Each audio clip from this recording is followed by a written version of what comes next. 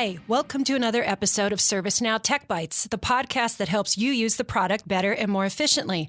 I'm your host, Suzanne Smith, and today we are very pleased to have Ankit Khetarpal with us. Hi, Ankit. Hey, Susan. Ankit has been with ServiceNow for about 3 years, and he is a staff performance engineer in our customer support department. Ankit, can you tell us what that job entails as your daily responsibilities, and also maybe a little bit about what you do when you're not here at work? Well, I work out of the Silicon Valley office of ServiceNow in Santa Clara, and primarily what my job is solving customer issues in terms of performance. So it's more of a customer success profile, if you will. So what we do is we onboard new customers, we work with support account managers, solution consultants, and kind of ensure that their go live goes smoothly, right? But to kind of sum it up in a nutshell, what we do is we help ServiceNow customers achieve maximum out of an instance in terms of performance. Excellent. And what do you do when you're not here at ServiceNow? Oh, I'm a big movie buff, so I like watching movies a lot. Some of my favorite movies are Shawshank Redemption, Lucky Number 11, The Departed. I mean, apart from that, trying different cuisines, meeting people from different cultures because, the Silicon Valley is such a melting pot. And then, it's kind of fun meeting people from different walks of life. So it's pretty fun. You sound very busy. I am. ServiceNow keeps me busy. So today we're going to be talking about instance performance. And can you tell us why ServiceNow instance performance and optimal performance is important? Well, just like in every other aspect of life, you need things to be fast. Well, like your phone charging, you want it to be fast. You want your food delivery to be fast. You want fast cars.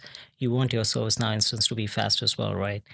I mean, look, it's not a great experience if you're loading forms or you're doing your daily tasks and it's taking forever to load the forms. So I think performance, therefore, is pretty important. And ServiceNow is a pretty powerful platform. So we need to kind of address the performance aspects of it and kind of make it better for everybody. So can you tell us some best practices related to performance? I know that's a big question for a big topic area, but can you give us some of your favorite, most effective best practices? Well, I'm a big proponent of using the stats.do as far as troubleshooting is concerned. The reason for that is because you've got a lot of information on the stats.do that tells you about the application instance health or the application server node itself. Now, the way the ServiceNow platform actually works is that if you make a request, it gets routed to the load balancer, and based on the algorithm that it runs, it directs the request to a particular application server node, and that node talks to the database and then returns the result. So let's take an example. You and I are going to the ServiceNow instance, and we are doing the same transaction, right? We are going to our home.dos. So what's going to happen is you're going to do this transaction. The load balancer is going to route you to a node. It can route you to node 1. It can route me to node 2. And we're doing the same things, and it's going to give the same response. So the reason I bring this up is because if users actually complain to ServiceNow admins about, my instance has been really slow today, what the admins can do is they can navigate to the stats.do to check and verify if everything is fine. And if they see that, stats.do has been working perfectly, there's nothing wrong with it, then that could mean that there's something else that's going on. Probably it's the network layer or it's the browser layer. And then they can check the diagnostics page, see if the nodes are up and running. And then, if the nodes are down, obviously you've got to reach out to support and kind of get the troubleshooting started. So I think that's why I believe that stats.do is the place you begin with. So can you tell us in a little more detail, what is it within that stats page that customers should look for? So this has to do with the life cycle of a transaction that happens actually. Let's go back to the same example, right? Doing a home.do transaction. So you've got the load balancer, it routes you to a node. And what that essentially does is that you've got this semaphore set called as the available semaphores. That's got 16 semaphores available and the queue of being 150. So you do a transaction, it comes in within the queue, it waits for an available semaphore, it picks up a semaphore, it processes it, and then returns the result and frees up the semaphore. So that's what the available semaphore, and that's the gateway, that's the entry point to a ServiceNow instance. And that's how we in ServiceNow use the semaphore concept of semaphores. It's the key, it's the gateway to your transactions. And you've got the queue depth of 150, right? And that's pretty important because you have so many transactions coming in and it needs a queue to kind of pile these things up. So that is something that we kind of, leverage a lot. And that's why, again, like I said, you got to use the stats.do to kind of troubleshoot these things. What are some other semaphore sets that are also available to customers? We've got a different set of pool for semaphores. You've got the AMB pool, you've got the user presence pool, you've got the debug pool, you've got the SOAP and REST pool. But now that has been in our new releases, what we've done is that it's been clogged or it's been clubbed to one single pool called as the API INT pool. And what I actually forgot to mention before was that the default semaphores just serves the user transactions. So stuff that you're clicking on, home.do, it's user transactions, but any web service call would go to the API INT semaphore. So how do schedule workers differ from semaphores? Well, schedule workers are actually background jobs. So like I said, any user transaction gets directed towards a default semaphore. Similarly, any web service gets directed towards the REST API semaphore set. You've got scheduled workers and you've got 8 of them per node. And all of these are supposed to kind of run background jobs. So it's got the same queue depth, if you will. It's got 150, but it's something that does in the background. So all the jobs will be picked up by the scheduled workers and all user transaction or any transactions will be picked up by the semaphore sets. Thank you for making that distinction. What are you looking for in the default semaphores? Well, I'm glad you asked that because, again, coming back to the stats page, the reason why we want admins to kind of check the stats page is because we want them to check the queue depth. When is that a problem, right? When is queue depth a problem? So going back again, I keep going back to the same example because that's how a life cycle of a transaction actually goes about. So you've got a user that suppose comes in and then he picks up a default semaphore and once it's done, it's supposed to free that up. But there are cases where that does not happen. You've got a long running transaction that's held onto a semaphore and you've got transactions coming in and they're piling up in the queue depth and then you've got no more semaphores available. And that's when you start seeing problems come about. So as a ServiceNow admin, you can actually check these and then kind of, make a deduction as to, what, this is what's going on and this is something that I need to kind of address or troubleshoot in a way. So if you see the queue depth as high as the max queue depth, there's an issue where either there are too many concurrent transactions coming in at the same time, or the usual amount is coming in, but the transactions itself are pretty long and it's not able to kind of complete fast enough. Can you tell us some small actions that an admin can take for some quick performance wins on their instance? This one's kind of near and dear to me in a way, because as a TSC, we deal with this a lot. And everybody has their own user preferences, right? For example, the row count. Certain users like having the row count to be 1,000 per page. Some don't want to go through so many rows and just like it to be like 20 or 50. We've seen that whenever you keep the row count to about 20 to 50, you see better performing results. I mean, it depends on the instance and the usage that you have and the amount of users that you have.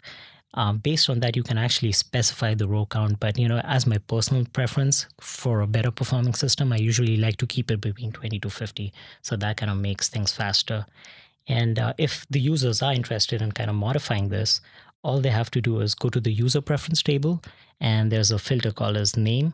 And you can put in row count there. And then you can put the value as the number of rows that you have. And then you can actually see how many users have what row count set for them. Any other actions? One of the other things that I always tell the users is using filters. Again, this comes down to the fact that, you've got databases and every transaction has to run on the server and has to do a database query. If you use the right kind of filters and if you use the right index on a particular query, it's going to make things much, much faster. So using filters such as active or syscreated on is something that I tell my users to use quite a lot. Apart from that, I believe keeping the session timeout to as low as possible. By default, it's supposed to be 30 minutes, but I've seen users put in about 1,000 or so. And what that usually does is that, you've got this session that's lying out there taking up memory. And it's a waste of resources in a way, because we've got 2 gigs worth of memory on a particular node. And so having the session default to kind of make it to 60 or 120, if that's something that can be done by them, is something that I recommend. And if they do want to go ahead and change this, all they got to do is navigate to the sysproperties table and then go to clyde.ui.session timeout and then change the value there. And all of these things that I'm saying should always be tested on a sub-production system. All your tests should be done on a sub-production system before you go ahead and apply it on production. Do you have any tips about home pages and refreshing home pages for better performance? Right. Home pages is another one, because you've got so many users having these widgets, customized widgets on them. And you can do a lot on these widgets, and they can be really resource intensive. And what I usually say is, then when you've got these home pages and they're refreshing for every 5 minutes, that's got to put a lot of strain on the database. So avoiding that, or probably turning it off, or increasing the time interval between the refreshes, right? So instead of having it set for 5 minutes, let's keep it for 60 minutes. But those users who are not using it too often should kind of deactivate it, or just set it to a high interval. So that's something that can be done as far as home pages refresh is concerned. Do you have any tips about business rules and how to optimize business rules for better performance? Well, as ServiceNow developers, I believe you should follow the best practices out there. And there's a lot of information about that in the product documentation here. And I think just avoiding recursive loops, because infinite loops is something that we see quite a lot. So, just avoiding that is something that can help you a lot as far as performance is concerned. Because, if you've got a loop within your business rule, and if it's an infinite loop that goes on, that's going to take a lot of memory, and eventually you're going to run out of memory. And that is something, again, can be seen on the stats page, right? You've actually got a module or a page on the stats page that kind of tells you about the servlet memory. And if you see that the in-use memory is pretty much about 1.9 gigs and further above, there are memory problems. So that's why I keep going back to the stats page, that, hey, stats page is where you see everything. If you see there's memory contention, ServiceNow support should be called immediately.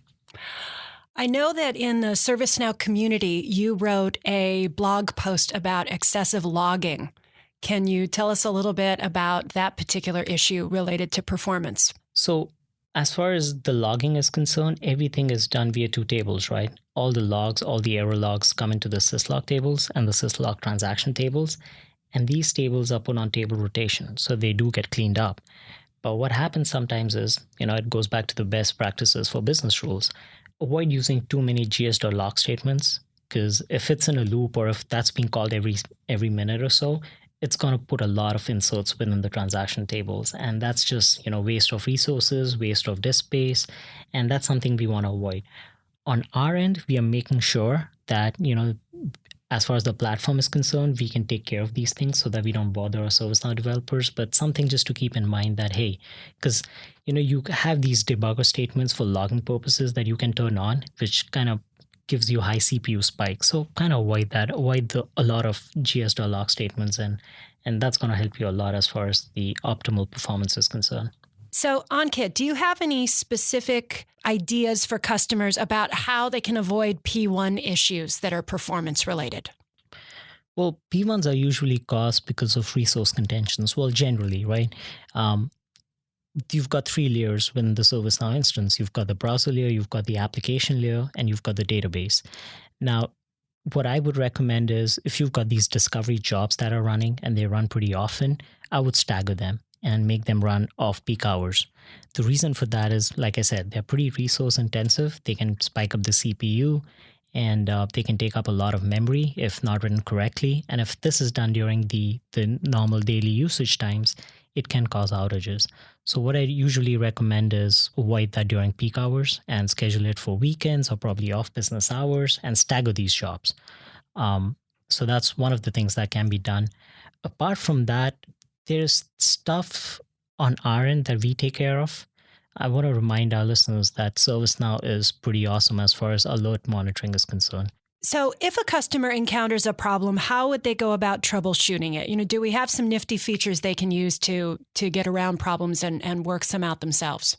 We do. We've got the debugger. And that encompasses the SQL debugger, the homepage rendering, the ACLs. And the reason for that is kind of isolating where the problem is, right? You want to see if the slowness lies on the SQL layer on the database, or if it's the ACLs that are causing the slowness. It could be a business rule. So we've got a lot of debugging tools handy in the ServiceNow instance. And if you want to go a step further, you can actually go into the download log files, and you can actually get the whole localhost files and then exactly tail the sessions and then see exactly what the customer has been doing, what his user transaction has been, what are the parameters that have gone in. So a lot can be done using these tools. So I would recommend using the debugger quite often and downloading the localhost files and doing your triaging on it. Another debugging feature that is kind of underutilized is the browser tools. So you can use it. So in Chrome, you've got the developer tools, and that essentially kind of helps you debug browser issues. So stuff that's not on the ServiceNow end, but something on the browser that could be causing issues. So I recommend using the developer tools on Chrome. Chrome is one of the preferred browsers. Not that we can't use any other browser, but it's one of the lightweight JavaScript browsers that we've got. And using developer tools has been very helpful for us as well. So one of our favorite parts of the podcast is to discuss an underdog feature, a feature that's in the product but that customers may not know about. Do you have a favorite performance-related underdog feature to share with us? I do actually. It's the related list loading.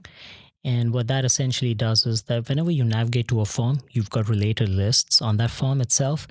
And that could be a separate transaction if you want. Most times what users do is that they set this to with the form loading. So you are opening up an incident form and everything that's related to it would be part of the same transaction, which can slow things up. And it's not even information that you're looking at, right? Users can go ahead and customize a lot of things and get this huge amount of data without having any active filters on it. So what I do usually recommend is that if you're not using this information, why don't you set it to on demand? So the information is still out there, but you just have to click on it. So that's one of the features that I usually recommend users using is the on demand related list loading form. Apart from that, I think the other one would be the slow queries and the explain plan.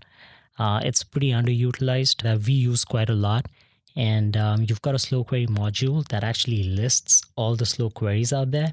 And you can actually run the explain plan for that.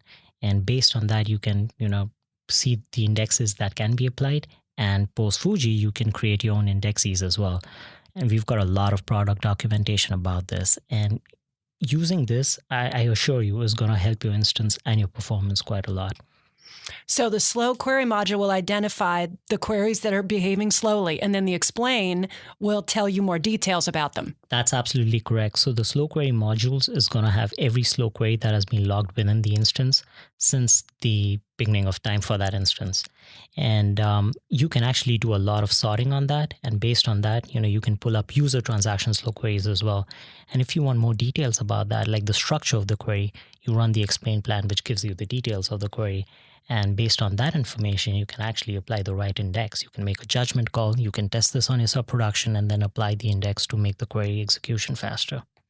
So we just released the Istanbul version of ServiceNow, and I understand there is a really great new feature in Istanbul that will help people to improve the performance on their instance. Can you tell us about that? Well, yeah, absolutely. This one's pretty awesome. Like I said, you've got the load balancer that kind of puts you on a specific node. Now we have this cool ability to see every transaction running on every node on one node itself. So, we get a lot of users calling in and saying, you know what, I ran a miserable script. Can you kill my transaction? And we have the ability to hop onto individual nodes and kill these transactions. Not anymore. In Istanbul, users can actually log in themselves and see every transaction that's been running on the instance and kill them by themselves. They don't need us anymore. So it's a pretty neat feature, to be honest. This has all been fantastic information, Ankit. Thank you for being here with us today. Well, thank you for having me here. And we might have to bring you back again for some more performance-related issues in the future. Anytime. As always, if you want more information about ServiceNow and about performance issues, please check our ServiceNow product documentation, check the knowledge base articles in Hi, visit our YouTube channel, and stop in at the ServiceNow community and post a question and interact with ServiceNow employees and other customers within that community and ask any performance-related questions. Thank you. This has been another episode of ServiceNow Tech Bites.